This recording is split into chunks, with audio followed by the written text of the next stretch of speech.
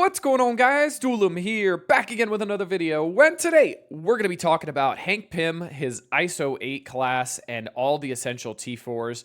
And we're going to talk about how ridiculous this character really is and his plug-and-play potential before the full team comes out. So if you're ready, let's get into it.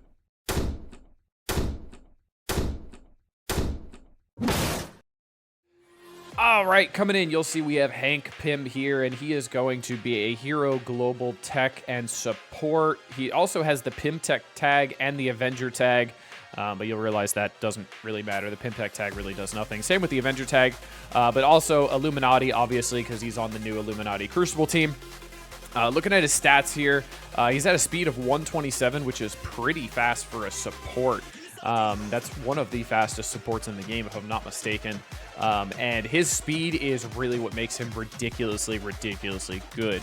So we're going to get into his kit here, and then we'll talk about ISO 8 classes, and it makes sense once we talk about the kit. So for his basic Pym Punch, you'll see as you level it up more, you get more chance to assist from a random Illuminati ally. And then all the way here at level 5, always gain an assist from a random Illuminati ally. And then the T4 gives him that plug-and-play ability to gain an assist from any random hero ally, which is really nice, actually, because if you want to throw him in to a different team, you absolutely can, especially before the Captain Britain comes out and the full team comes out, or maybe you don't have somebody built, whatever it might be. But also, it's going to bury yourself in all heroes, allies for 15% of this character's max health, so stats on this guy really matter. And 30% chance to gain assist, but again, it goes up all the way to 100% chance to assist at level 7 T4. Also, this attack cannot be dodged, which is really nice. So the basic is pretty good, honestly, and I feel like it's worth it to do the T4. I feel like this would probably be a lower list of doing the T4, though, because there's really not the biggest reason to do it, especially if you're always on using him with the Illuminati team. But if you do want to do some plug and play, you could definitely do the T4, and it's some more damage. I know I'm going to be doing it because, again, Crucible, it's great.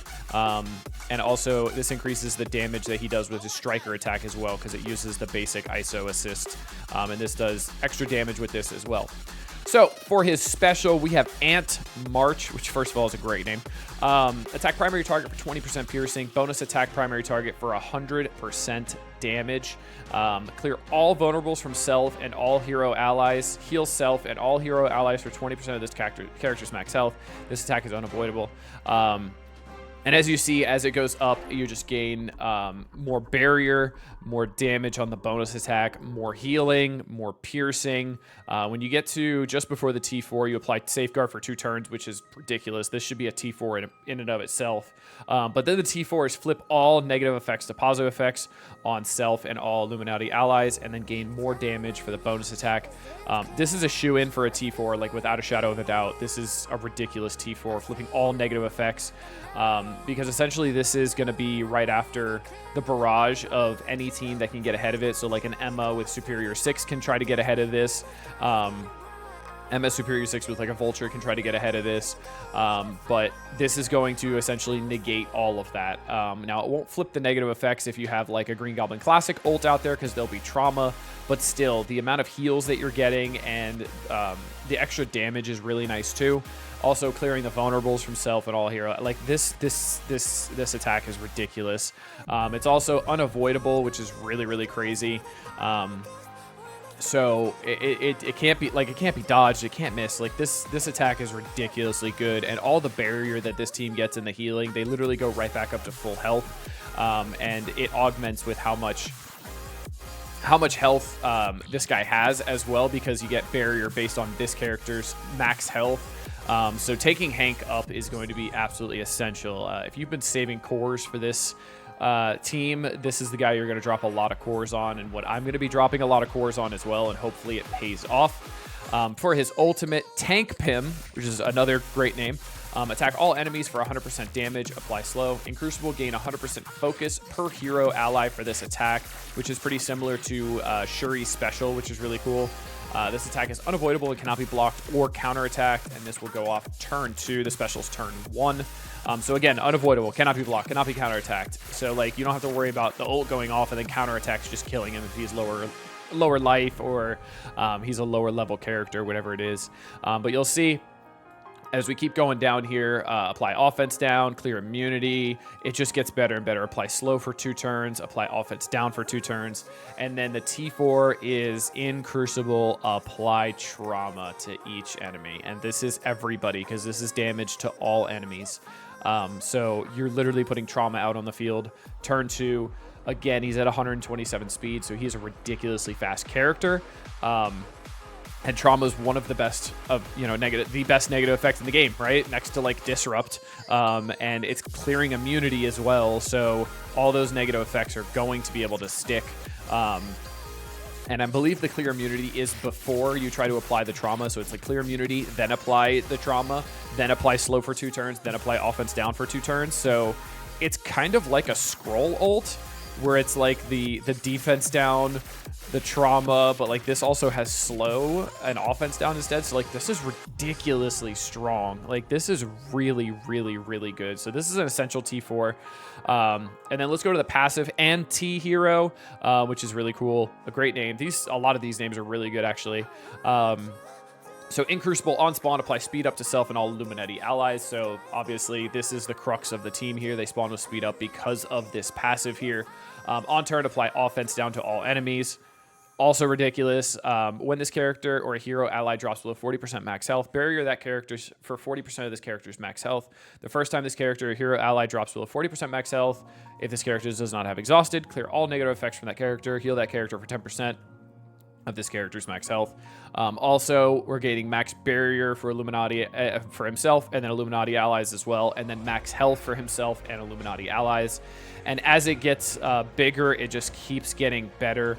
So you see just before the T4 here on spawn and Crucible, apply speed up for 2 turns instead of just 1 turn, and then 25% healing as well. And then the T4 is 25% max health for self and all Illuminati allies. And the Crucible gain 25% drain for self and all allies. And this is one of the best T4s in the game. Like, this is ridiculous. Gaining drain for your entire team just based off of a T4 is kind of nuts. This is like what half of Mephisto, Mark of Mephisto does. Like, Mark of Mephisto does 50% armor and 50% drain. Like, this is a non-mythic, non-legendary character putting out 25% drain for his team and giving them an extra 25% max health. So the passive is absolutely #1 T4 for sure. I would say the ult is the second one you put on for sure, and then the special would be the third one. The basic is completely optional, I feel, because a lot of people are going to have the entire team together. I don't think a lot of people are going to do plug and play with him unless you're unlocking him early before you have the reworks up and going and stuff like that. But honestly, this team, it's a 5-piece team. It's not a 6-piece team. Whoever thinks it's a 6-piece team, and we'll talk about that in another video as well, on which reworks you should be building up. As for ISO 8 class, I'm going to be putting Striker on him solely because of his basic right here. Gain an assist from a random hero ally.